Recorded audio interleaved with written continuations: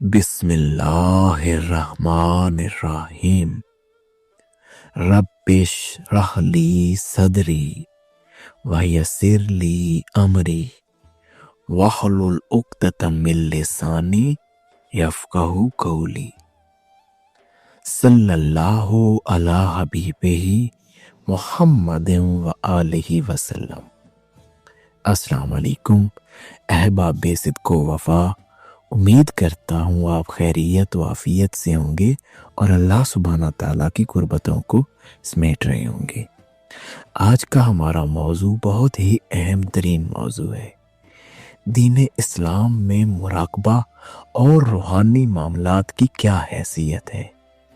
दौरे हाजिर के अंदर बहुत से फ़लासफ़र और उलमाए दीन की सूरत में ऐसे लोग उभर आए हैं जो कि ये एतराज़ करते हैं कि मुराकबा की दीन इस्लाम में कोई हैसियत और मकाम नहीं, और रूहानी मामलात तो फ़कत बुज़ुर्गों की एक ज़हनी इस तरह है, नाउज़ बिल्लाह।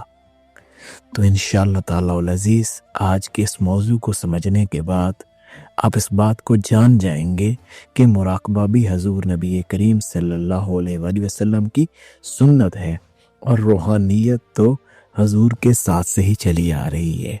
इंशाअल्लाह हम इस मौजू में आपको ये बड़े एहसन अंदाज में समझाएंगे।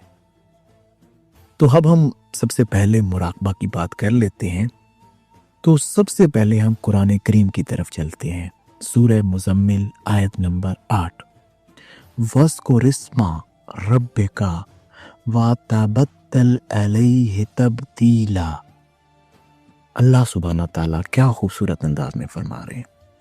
वज़्कुरिस्मा रब्बिका, अपने रब के नाम को याद करो, अपने अल्लाह को याद करो। व तबत्तल अलैहि तब्तीला, तमाम खलाइक से सबसे टूट कर कट कर और उसकी तरफ मुतवज्जे होकर, उसकी तरफ मुतवज्जे हो जा। हर एक से कट जाओ और उसकी तरफ मुतवज्जे हो जाओ। अल्लाह क्या फरमा रहा है? अल्लाह फरमा रहा है तुमने मुझे ऐसे याद करना है कि हर एक से टूट जाओ और मेरे साथ जुड़ जाओ, मेरी याद के साथ जुड़ जाओ। तो अहबाब, अगर आप थोड़ा सा भी रूहानियत या मुराकबात या इन चीज़ों को समझने वाले हैं तो आप बताएं कि मुराकबा में क्या होता है। क्या इंसान यही नहीं करता, हर एक से टूट कर और अल्लाह के साथ जुड़ जाता है, आंखें बंद, अपनी तवज्जो अल्लाह की तरफ, अल्लाह की ज़ात को याद करता है, अल्लाह के नूर को अपनी तरफ समेटता है।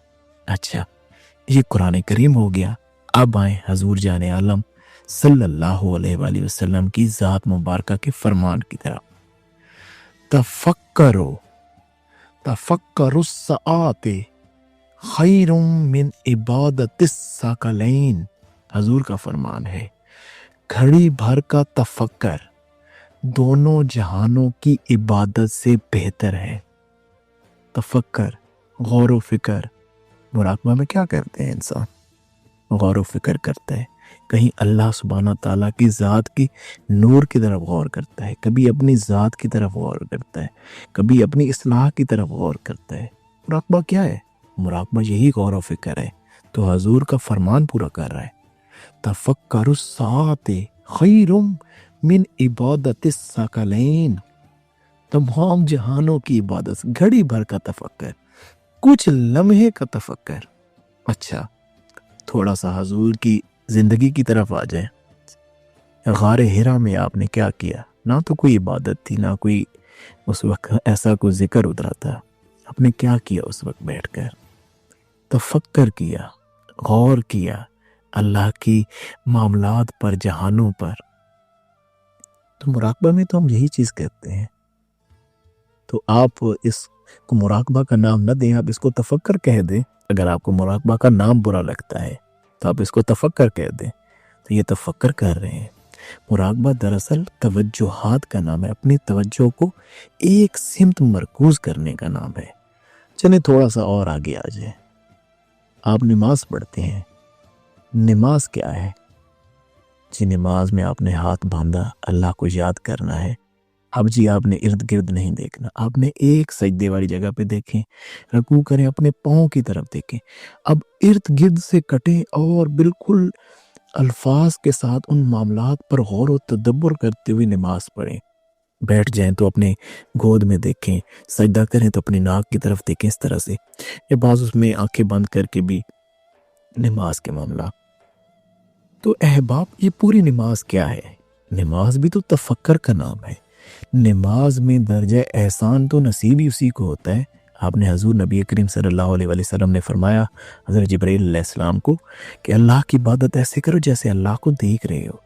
اب جو دیکھے گا تو وہ توجہ سے دیکھے گا نا، یا کم از کم یہ نہیں تو اللہ تمہیں دیکھ رہا ہے، تو اس طرح تمہارا لنک جڑ جائے۔ نماز بھی تو پھر پورا مراقبہ ہوا، آپ تو مراقبہ کا انکار کر رہے ہیں۔ اچھا چلیں اس بات سے بھی آگے آ جائیں۔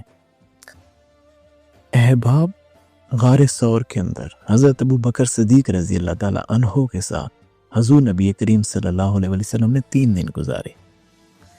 اب وہ تفکر اور توجہات کا ایسا سلسلہ تھا کہ جب آپ مدینہ شریف پہنچے تو بہت ساری روایات ہیں، جس میں ایک روایت میں یہ ہے کہ لوگوں کو یہ پہچان نہیں ہوتی تھی کہ حضور کون سے ہیں اور حضرت بکر صدیق کون ہیں۔ دونوں کے ہاتھ چومنا شروع کر دیے تو حضرت ابو بکر صدیق رضی اللہ تعالیٰ عنہ کو یہ محسوس ہوا کہ لوگ مجھے حضور سمجھ رہے ہیں، تو آپ نے اپنا دستار مبارک کھول کر حضور کے اوپر چھاؤں کرنی شروع کر دی تاکہ پتہ چلے کہ آقا کون ہے اور غلام کون ہے۔ تو یہ کیا معاملہ تھا؟ وہاں پہ کیا ایسا معاملہ ہوا؟ حضرت علی المرتضیٰ شیر خدا رضی اللہ تعالیٰ عنہ، کیونکہ آپ اس ہجرت کے بعد گئے تو ایک جگہ پہ جب آپ وہاں پہ پہنچے مدینہ میں تو حضرت ابو بکر صدیق رضی اللہ تعالیٰ عنہ کہیں کھڑے تھے، تو آپ نے جا کے پیچھے سے انہیں پکڑ لیا محبت سے کہ حضور۔ تو وہ اس قدر یعنی کہ اس قدر قریب رہنے والے شخص کہ حضرت بکر صدیق رضی اللہ تعالیٰ عنہ کو پہچان نہیں سکے، انہیں لگا کہ یہ حضور ہیں۔ اس قدر رنگ چڑھ گیا صرف 3 راتوں میں۔ کس وجہ سے؟ توجہات سے، تفکر سے۔ یہ تو حضور کتنی بڑی ذات ہے۔ آپ ذرا تھوڑا سا، میں آپ کو بہت لویسٹ لیول پہ لے آتا ہوں۔ آپ نے مرغی دیکھی ہے؟ کبھی یہ دیکھیں کہ مرغی جب انڈوں پہ بیٹھتی ہے تو کیسے بیٹھتی ہے؟ اب مراقبہ کرنے والے شخص کو دیکھیں اور مرغی کو دیکھیں، ایک سیم سچویشن میں بیٹھتے ہیں، پوری توجہ، آنکھیں بند کر کے نیچے سر جھکا کے بیٹھے گی، توجہ کرے گی اپنے انڈوں پر، اس کے انڈوں میں سے اس کے جیسے بچے نکل آتے ہیں۔ تو سوچیں پھر کیا معاملہ ہوگا تفکر کا۔ تو احباب یہ ہے مراقبہ۔ میں نے آپ کو بہت سی مثالیں دے دی۔ تو لوگوں کے اعتراضات کی طرف ہم نہیں جانا، ہم نے اصل حقیقت کی طرف جانا ہے۔ اب جو روحانی معاملات ہیں، اس سے پہلے میں آپ کو سیدنا غوث اعظم دستگیر رحمۃ اللہ علیہ کا بڑا خوبصورت قول بھی سنا دینا چاہتا ہوں۔ صحیح غور و فکر کرنے سے توکل درست ہو جاتا ہے۔ آپ فرما رہے ہیں کہ صحیح غور و فکر کرنے سے توکل درست ہو جاتا ہے، دنیا دل سے غائب ہو جاتی ہے، اور انسان، جن، فرشتے اور تمام مخلوقات کو پھر بلا کر یاد اور ذکر الہی میں انسان مشغول ہو جاتا ہے۔ کیا ہے غور و فکر کرنے والا؟ جو غور و فکر کر لیتا ہے، اللہ سبحانہ تعالیٰ قرآن کریم میں کیا خوبصورت ارشاد فرماتا ہے، افلا یتدبرون القرآن ام علی قلوب اقفالها، کہ یار تم قرآن پر غور کیوں نہیں کرتے؟ کیا تمہارے دل پر تالا پڑ گیا ہے؟ یعنی کہ دل کی صفائی بھی توجہ سے جڑی ہے اور توجہ بھی دل کی صفائی سے جڑی ہے، یہ دونوں آپس میں انٹر لنک چیزیں ہیں۔ تو بھائی آپ نے ان چیزوں کو سمجھنا ہے۔ احباب اب ہم روحانیت کی تھوڑی بات کرتے ہیں کہ یہ جو روحانی معاملات ہیں ان کا کیا معاملہ ہے دین اسلام میں۔ تو ہم حضور جان عالم صلی اللہ علیہ وآلہ وسلم کی بارگاہ خاص میں چلتے ہیں۔ آپ صلی اللہ علیہ وآلہ وسلم کا فرمان علی شان ہے، مومن کی فراست سے ڈرو کیونکہ وہ اللہ کے نور سے دیکھتا ہے۔ یہ جو فراست ہے اس کا تعلق قلب سے ہے، اور اللہ کا نور، اللہ خود کہتا ہے میرا نور قلب کے اندر آتا ہے، انسان کا قلب جو ہے اس میں میرا نور آتا ہے۔ تو یعنی کہ یہ قلبی معاملہ ہے۔ مومن کو کوئی ایسی فراست قلب میں نصیب ہوتی ہے کہ وہ اللہ کے نور سے دیکھنا شروع کر دیتا ہے۔ اللہ اس کی آنکھوں کے معاملات قلب کے ساتھ ایسے جوڑ دیتا ہے کہ اس کا قلب وہ چیز بھی دیکھ لیتا ہے جو عام آنکھ نہیں دیکھ سکتی۔ بھلا کیسے؟ چلے میں آپ کو حضور کے یاروں کے آج معاملات سمجھا دیتا ہوں، آپ کو سنیں گے تو انشاءاللہ آپ کا ایمان تازہ ہو جائے گا۔ سیدنا عائشہ صدیقہ رضی اللہ تعالیٰ عنہ سے مروی ہے کہ حضرت ابو بکر صدیق رضی اللہ تعالیٰ عنہ نے آپ کو 20 وسق یعنی کہ تقریباً 5 من کھجوریں وہ آپ کو ہبہ فرمائی، لیکن پھر بعد میں آپ نے وصیت فرمائی کہ اے عائشہ کہ اگر تم نے وہ کھجوریں توڑ لی ہوتی تو پھر تو اور بات تھی، ابھی کیونکہ کھجوریں لگی ہوئی ہیں تو میں وصیت کرنا چاہتا ہوں، میں اپنا مال اپنے تمام اولاد کو پیش کرنا چاہتا ہوں، تو میں یہ چاہتا ہوں کہ وہ جو میں نے آپ کو 5 من کھجوریں ہبہ فرمائی تھی آپ اس کو چھوڑ دیں اور اپنے تمام بہن بھائیوں میں تقسیم فرما دیں۔ تو حضرت عائشہ صدیقہ رضی اللہ تعالیٰ عنہ نے فرمایا ابا جان آپ پہ جان قربان، تو آپ نے فرمایا پھر ٹھیک ہے، آپ نے یہ جو کھجوریں ہیں اپنے 2 بھائیوں اور 2 بہنوں میں تقسیم کر دینی ہے۔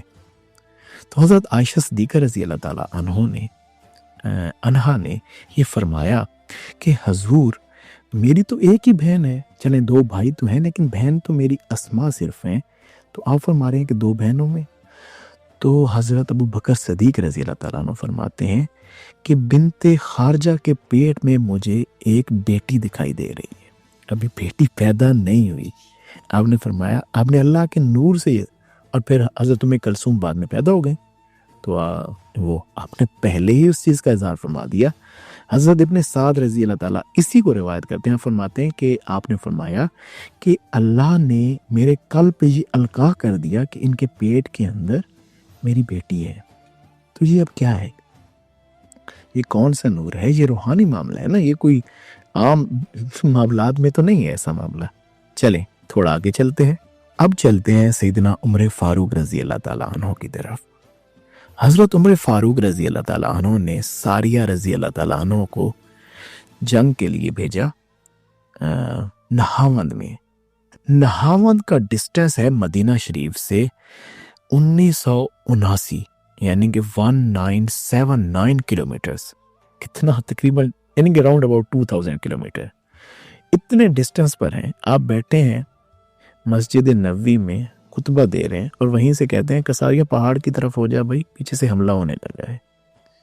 کشف عیانی عیان طور پر دکھ رہا ہے کہ وہ معاملات 2000 کلومیٹر پہ کیا ہو رہے ہیں، اور وہاں سے آواز بھی دی، آپ کی آواز وہاں سے 2000 کلومیٹر سے ٹریول کرتی ساریہ رضی اللہ تعالیٰ عنہ کو سنائی دی کہ یہ مجھے بتایا جا رہا ہے۔ اب یہ کیا ہے؟ کیا یہ روحانی معاملہ نہیں ہے؟ آپ اس کو کیا سمجھتے ہیں؟ اب آپ بتائیں نا یہ کیا ہے چیز۔ چلیں اور آگے چلیں، سیدنا عثمان غنی رضی اللہ تعالیٰ عنہ، آپ کے ایک جو ہے وہ غلام تھے مہجن، تو آپ فرماتے ہیں کہ وہ ان کے ساتھ تھے، تو کہیں آپ گئے سفر کر کے کسی جگہ پہ، تو وہاں ایک عورت آ گئی بہت غم کی ماری پریشان تھی، تو اس نے آ کے عرض کیا عثمان غنی رضی اللہ تعالیٰ عنہ کو کہ حضور میں نے نا زنا کا ارتکاب کر لیا، مجھے نا مجھ پہ زنا کی حد لگائیں۔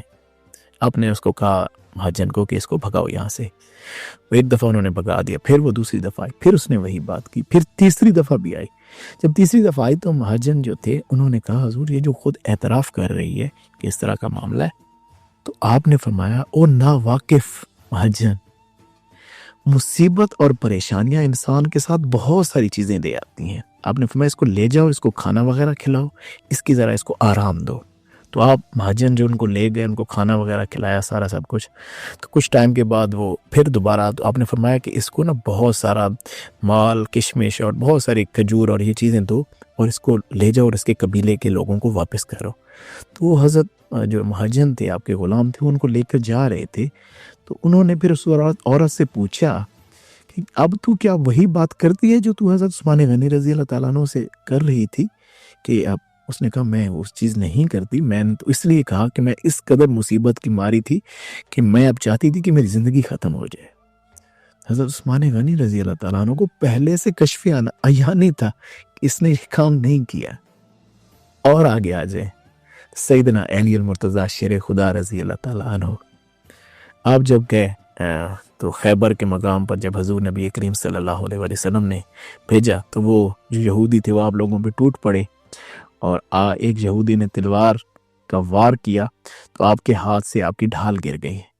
آپ نے خیبر کا وہ دروازہ اکھاڑ لیا، اس کو ڈھال بنا لیا، اور جنگ لڑائی آپ نے جاری رکھی۔